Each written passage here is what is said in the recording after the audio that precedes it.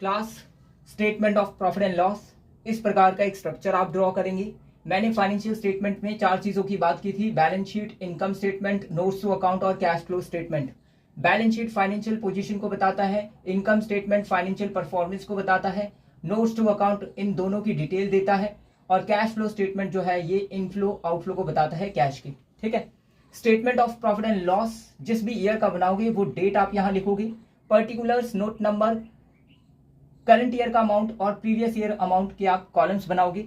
अब करना क्या है, revenue from operations, current year का अमाउंट और प्रीवियस ईयर अमाउंट नोट करोगे। Other income, current year, previous year के अमाउंट आप नोट करोगे।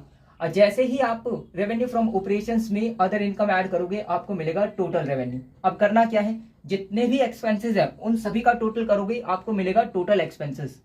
रेवेन्यू में से एक्सपेंसेस, टोटल रेवेन्यू में से टोटल एक्सपेंसेस माइनस करेंगे, आपको मिलेगा प्रॉफिट बिफोर टैक्स।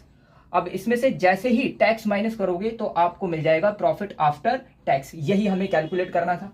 फिर से सुनो, revenue from operations basically sales minus sales return, ये आपको अप्लाई करना है, यानी कि नेट सेल्स हो जाएगा। ठीक है। उसमें से अदर इनकम जैसे ही माइनस करोगे आपको मिलेगा टोटल रेवेन्यू। अदर इनकम में क्या हो जाएगा भाई, असेट सेल करेंगे तो उस पर जो प्रॉफिट मिलेगा वो आ जाएगा, है ना। उसके बाद या फिर कैश डिस्काउंट मिला है वो अदर इनकम में आ जाएगा।